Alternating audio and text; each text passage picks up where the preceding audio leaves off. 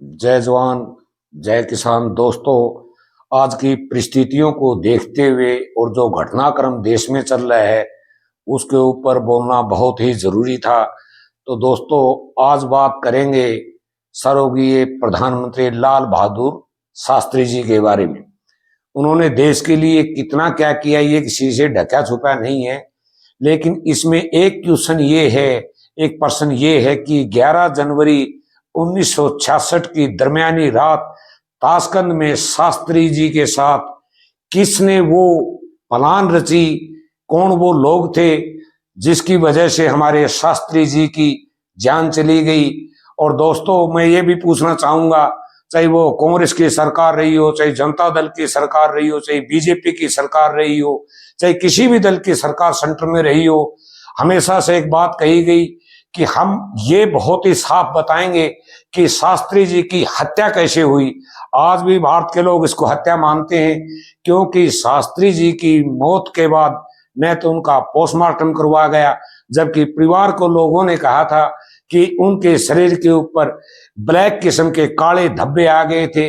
लेकिन ये विडंबना ही देश की, उस समय के जो राजनेता थी या उस समय के जो भी अधिकारी थे, शास्त्री जी का पोस्टमार्टम तो शायद ताशकंद में ही हो जाना चाहिए था, लेकिन अगर वो नहीं भी करना चाह रहे थे तो हिंदुस्तान में जरूर करना चाहिए था।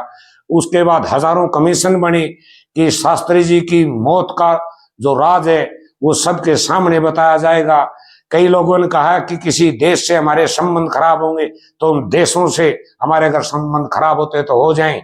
हमें हमारे शास्त्री जी के साथ जो षड्यंत्र रचा गया उसका पूरे देश को पता होना चाहिए। आपने हजारों कमीशन बनाए, आयोग बनाए, लेकिन आज तक कोई भी आयोग ये बताने के लिए शायद तैयार हुआ या नहीं हुआ, ये सरकार की जिम्मेदारी थी। जो फाइलें आपके पास दी गई आज वो धूल भांक रही हैं, आज वो धूल में सनी हुई हैं, लेकिन कोई भी सरकार उसको खोलना नहीं चाहती, क्योंकि शास्त्री जी की ईमानदारी शायद किसी को पसंद नहीं आई होगी।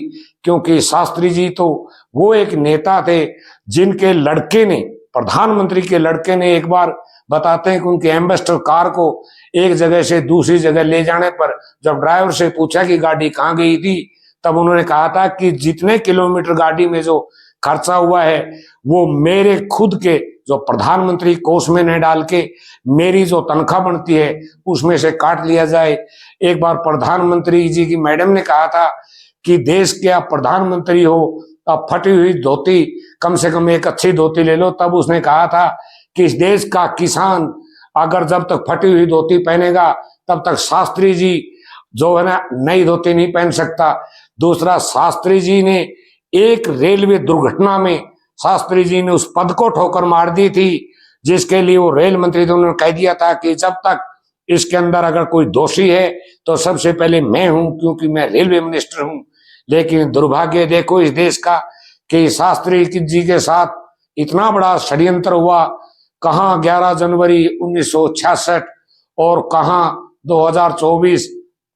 हर आदमी कहता है, हर जो भी देश की पार्टी आती है वो कहती है जय जवान जय किसान। जिस आदमी ने अमेरिका के सामने घुटने नहीं टेके, शायद हमारे ही लोगों के सामने उनको आज वो अगर कहते हैं स्वर्ग होगा, तो जरूर देख रहे होंगे कि इन लोगों ने क्या रास्ता अपनाया। क्यों नहीं आज तक शास्त्री जी की मौत के बारे में देश को क्यों नहीं बताना चाहते ये लोग। तो मैं दोस्तों ये कहना चाहूंगा कि जिसने देश के लिए कभी झुके नहीं, देश के लिए उस अमेरिका को लात मारने का काम किया, उस अयूब खान को लात मारने का काम किया।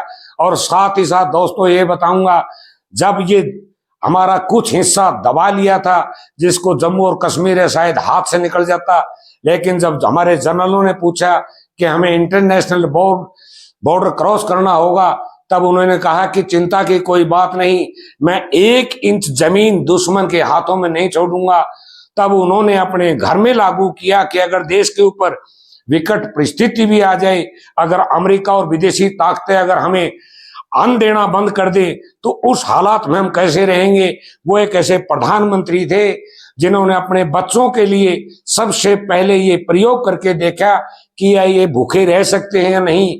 तब उन्होंने कहा था कि देश का 1 इंच जमीन दुश्मन के पास नहीं छोड़ेंगे, हम भूखे मरेंगे लेकिन जमीन दुश्मनों को नहीं देंगे। उस महान शख्सियत के साथ आखिर क्या हुआ पूछता है भारत और पूछते रहेंगे।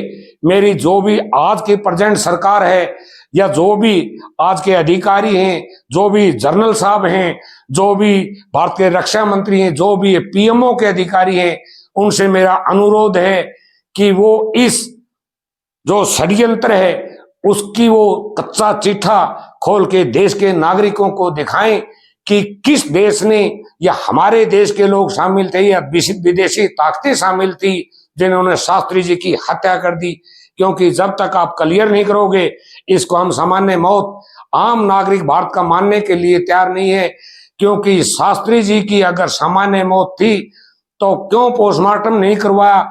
कई बार ऐसा माना जाता है कि विदेशी ताकतें थी जिनके सामने हम घुटने टेक रहे हैं, कहते हैं कि हमारे विदेश से समझौते खराब हो जाएंगे, तो हो जाने दो, लेकिन हमें शास्त्री जी की मौत का रहस्य का पता होना चाहिए। मैं चाहूंगा दोस्तों कि इस वीडियो को ज्यादा से ज्यादा शेयर करें, क्योंकि ये मेरा व्यक्तिगत कोई फायदा नहीं है, उस ईमानदार प्रधानमंत्री के लिए जिसने देश के लिए सब कुछ किया। आज जो जवान हो, चाहे किसान हो, चाहे मजदूर हो, जिसकी आवाज बने, जिसके लिए सोचा, अगर उसको न्याय नहीं मिला तो शायद किसी को न्याय नहीं मिलेगा। जय हिंद दोस्तों।